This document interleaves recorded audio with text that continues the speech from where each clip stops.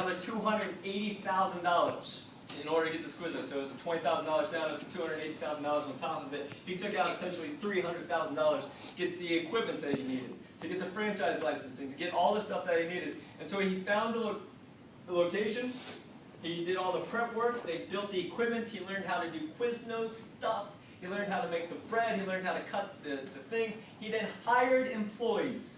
He hired a complete and total staff. He trained them how to do all the stuff that they needed to do, and he did this, he did that. He put in the tables, and he built this, he built all the things. He got it to the point where it is now time for the grand opening, and on that day, he went over to the open sign and very proudly turned it on.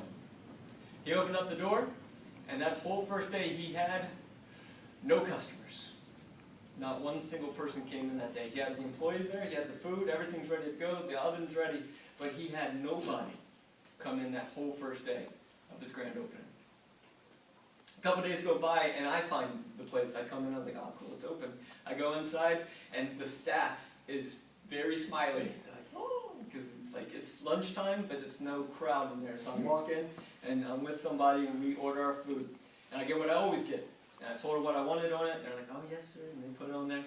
And I was like, all right, cool. And I'm like, oh, I'm glad you guys are open. And they're like, and all this stuff. And finally, I go and I sit down. And I bite into my Quiznos and I go, oh, what is that? It's guacamole. I do not like guacamole.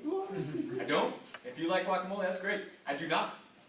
And so I don't like guacamole, and I was like, ugh. And I look over it, and they're all smiling. We're pretty much the only people in there, and I was like, I just didn't want to disappoint them.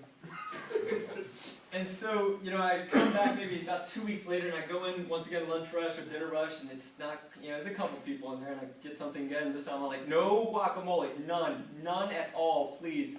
And so I get my food, and I keep coming back in about every week or two, and at some point I realize that, they put someone down by the road with the signs, and Quiznos, and this, that, but there's still not that many people in there. Now, when I went in, there wasn't as much staff as before, and I looked, and they had less food in the trays. Maybe they just hadn't restocked, but it was less bread, less food. And so I kept coming back in. A couple weeks later, now it's just like the owner and his brother, and I'm talking to him. I was like, so how are things going? He's like, oh, good, things are good. Yeah, following my dream, loving this. And I was like, well, I go to Full Sail down the street. If you ever want to put up signs in Full Sail, tell people they get 10% off and things like that, you could try that. He's like, oh, that's a good idea. Thank you so much. I was like, no problem. So I get my food and I'm eating. Around Full Sail, about 2 weeks later, I see the signs up. Get 10% off your Quiznos, bring in your lanyards and stuff. I'm like, cool. Go down. Still got a guy by the side of the road with the sign. It's like, cool. Go inside. It's just him and his brother now. And the trays still have the same less bread, less stuff in there. I was like, so how are things? He's like, things have picked up. They've been pretty good. I'm like, all right, that's great. So I get my food. And I go back in about 3 weeks later. Door is closed. He is out of business. Within 8 months, he completely went out of business. First question, does he have to pay the money back? Sure does. Took out the loan, still got to pay it back. And so after 8 months, he's out of business. Can anyone tell me what you think this person did wrong? Promotion. Raise hand so I can. Yeah. No marketing. The thing about marketing is that you should have a grand opening. It should be a grand fucking opening. There should be so much marketing before the grand opening that people are excited about the fact that the door is about to open, so that they're waiting there. They're like, they're like, come on, open. But there was no marketing beforehand. There was marketing afterwards. But you have to have customers from the day you open the door, because you start losing money the day you open the door. And so this person didn't have a grand fucking opening. They just had an opening. And then they had to try to do marketing to catch up afterwards.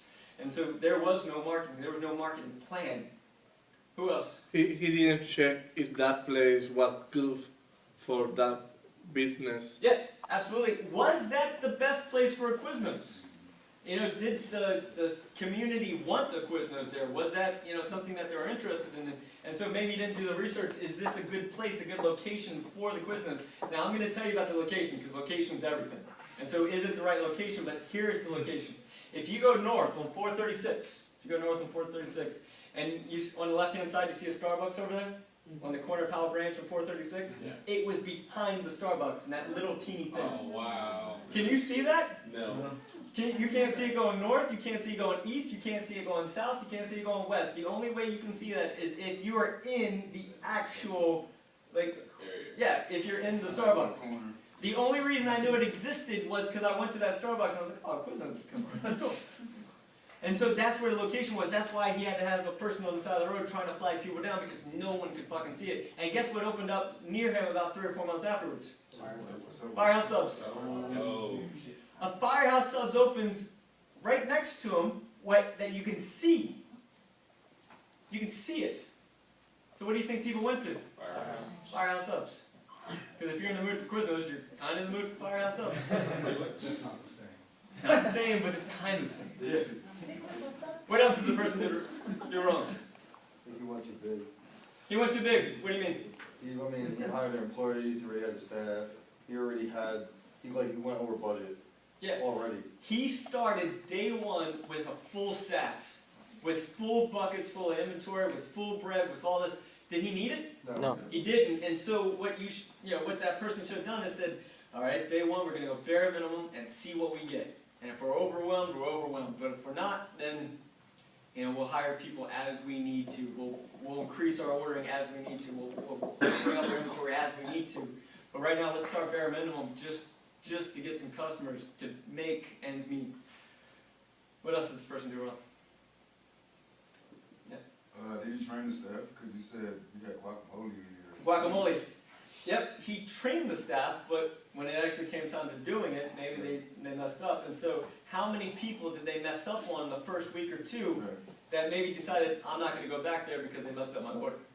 Now, I was nice enough to go back because I was like, nice guy. But still, the next time I went, I specifically said, don't fuck this up this time. And so I gave him a second chance, but how many people didn't? What else did this person do wrong? Besides the whole Quiznos thing, Yeah.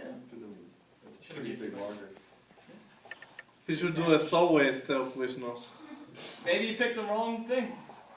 He picked, if he wanted a franchise, he might have picked the wrong franchise Yeah, definitely. for him and for his area. Anyone else? I was thinking about the money he came out of at the beginning, that, $280,000? That's a lot of money to get from the bank. That's a lot of money. You need about 50% to get from the bank anyway. So that 20,000, he already was in the hole already, so. Anyone else?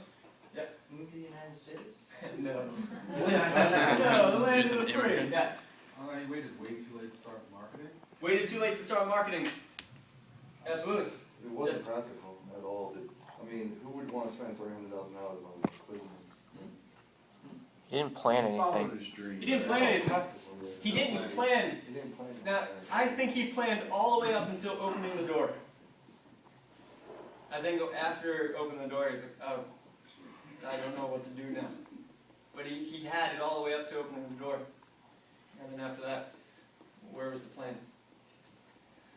All right, I'm going to give you the point. This is actually a story about you. It's a story about you. You had a dream, and you wanted to come here and you wanted to do this. That's great. But have you been marketing yourself? Because your grand opening is October 28th.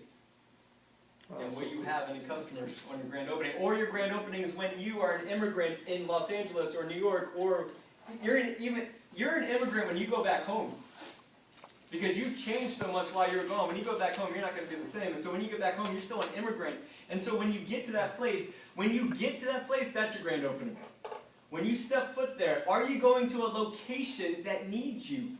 Is that the place for your skills and your abilities? And when you do pick it, are you behind a wall where nobody can see you, but they can see the guy right next to you that does pretty much the same damn thing as you, but everyone can see that person do their job? And how many of you had a plan all the way up to graduation? How many of you had the dream of being a filmmaker, but you never thought about being a filmmaker every single day? One last thing the guy messed up on is that when he was going under, he didn't reach out for help. He didn't say, Jason, things aren't good. If there's anything you can do, I'd appreciate it. When you go under, if you are going under, you don't go under by cutting back on your inventory and doing, You go out in a fucking blaze of glory. You go out to where you do every single thing you can, every single effort. You make the phone calls you are dreaded making. You do not go whimpering. You go as hard as you can until you can't anymore. This is a story about you. Will you be out of business in 8 months? Or will you do what it takes in order to survive? And if that's kind of, you're like, oh, that's a lot to think about. I have one last thing to do before you go.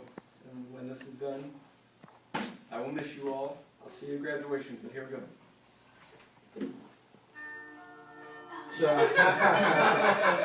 Nice. It's 14-hour days. It's 1 out of 100 will succeed. It's network, network, network. But it really all comes down to, what are you going to do with nothing?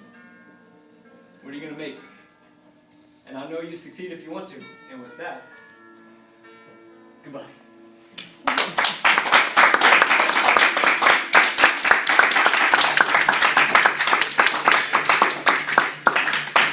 Let's have a rap battle, guys. Let's go, bro.